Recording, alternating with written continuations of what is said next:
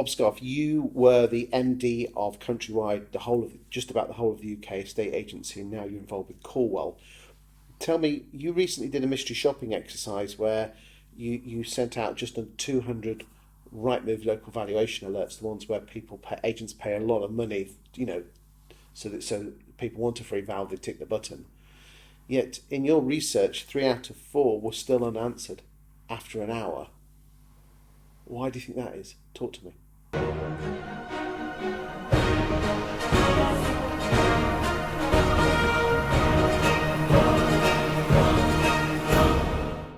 think it happens for two reasons. Firstly, I think people don't treat them that seriously because even though they're paying for them... And this is a lot of money. Well, that varies, of course, because if you're a big corporate customer, you're probably getting them for free, or at least you're getting them as part of your package. And indeed, a lot of agents who are on Rightmove's Optimizer, thank you. They change the name every week, so you're okay.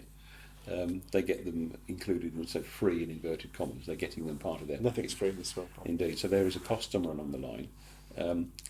Because quotes, a lot of them, quotes, all of them are a waste of time.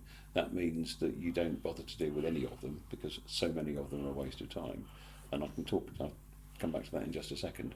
But the second reason, I don't think people see them come in. They just sit in their inbox along with all sorts of other stuff that's junk or not junk. They think it's a Rightmove marketing exercise or whatever, and they just don't see it. Or in some agents' offices, where all of the emails are being displayed on everybody's machine, they all think somebody else has dealt with it. Somebody on one machine, they've just missed it, it doesn't get printed off, and before you know it, it's disappeared off the bottom of the screen and just never gets dealt with. I mean, these are the stats that you published, that only 8.5% of free valuation leads were called back within 5 minutes. Only 27% were called back within the hour. And by the time the hour had gone through, just less than 50% had been called. Well, let's be clear. By the end of the first hour, a total of 27%, so one in 4, had been phoned. Wow, so it's not 50, okay. So 3 out of 4 hadn't been phoned. Some of them would have had an email, but for the mystery shop that we were doing, that was of interest, but that wasn't what this was about. So you did just under 200. Yeah. And 27% were called within the hour. So that's still leaving 3 out of 4 that didn't even get. When did you cut off the? A handful more may have been phoned. We cut off at an hour. Yes. So that's all we were trying to prove, is that how many were called within an hour.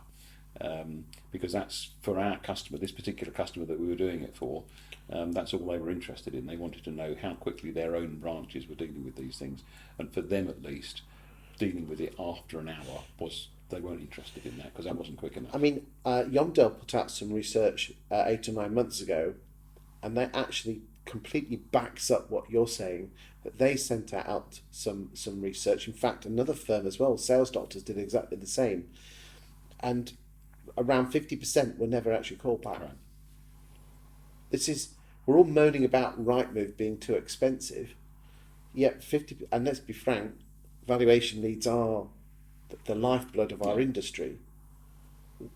Why aren't they being? Well, this is, again, just to endorse that point.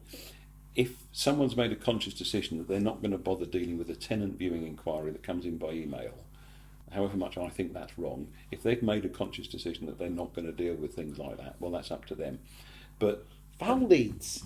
But that's my point, is that valuation leads, landlords maybe, but certainly vendors, if anybody's made a conscious decision to not speak to them is beyond me. The only explanation I can have is that, having listened to some of the call recordings, because one of the features of Callwell is that every single one of these calls is recorded if our customer wants it. It's an option that not all of our customers take, but most of them do. And the beauty of it is that you can listen specifically to the phone conversation that you know has got something interesting in it. With the general rule of the Rightmove ones, you have sort of a bit of a lucky dip and see whether this is one that proves a point you wanted to prove. Whereas with the way we do it, is that if this is a valuation lead that didn't get an appointment booked, it's only 2 minute long. I'll listen to that one and see what happens.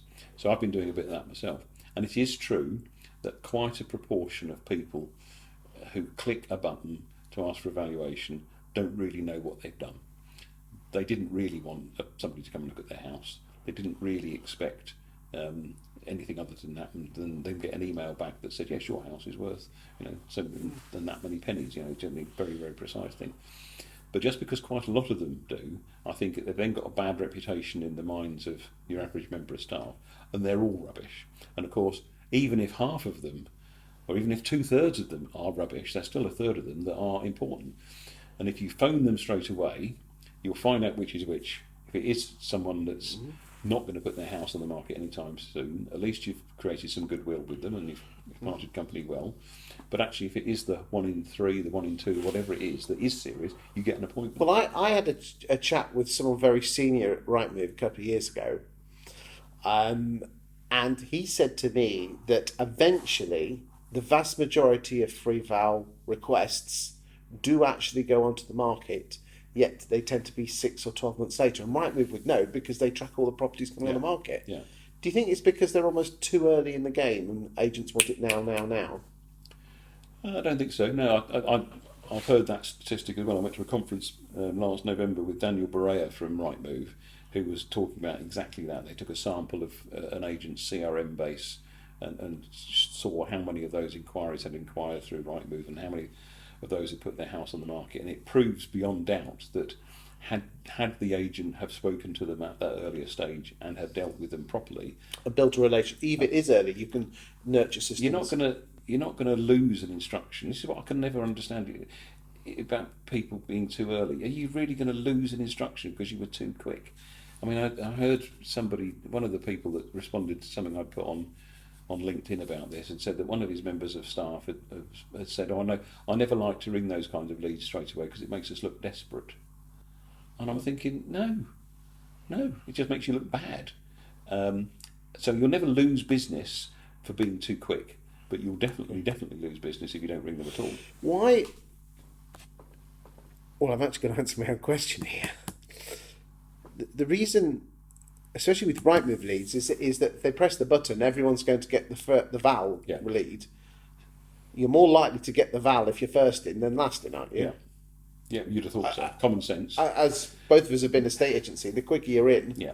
Now we're building up an evidence base to support this because, of course, based on our own existing customers, being able to show how they're converting these into actual business, we have a thing called lead check, which enables our customers over time to plot precisely where the inquiries came from in the first place and what happened to them ultimately.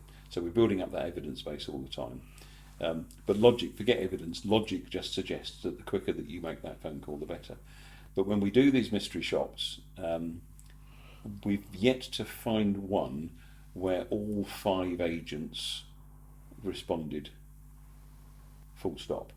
We've had ones where 4 of them have responded by emails and nobody's phoned, and we've had ones where 2 people have phoned within 5 minutes, and we had all sorts of varieties, but we've not had any where all 5 have responded quickly. Now, back to my point, that's either because they're making a conscious decision that they're not going to talk to them because they're a waste of time. Well, in that case, why are you spending money on them? Why don't you spend your money on something else? But actually, I think I'm trying to be fair to them. I don't think that is what's to account for most of them. I think what's to account for most of them is that they just haven't spotted it. It's sitting in their email inbox along with loads of other stuff. Is that poor management, poor accountability, lack of training? Both of those. Well, all of those.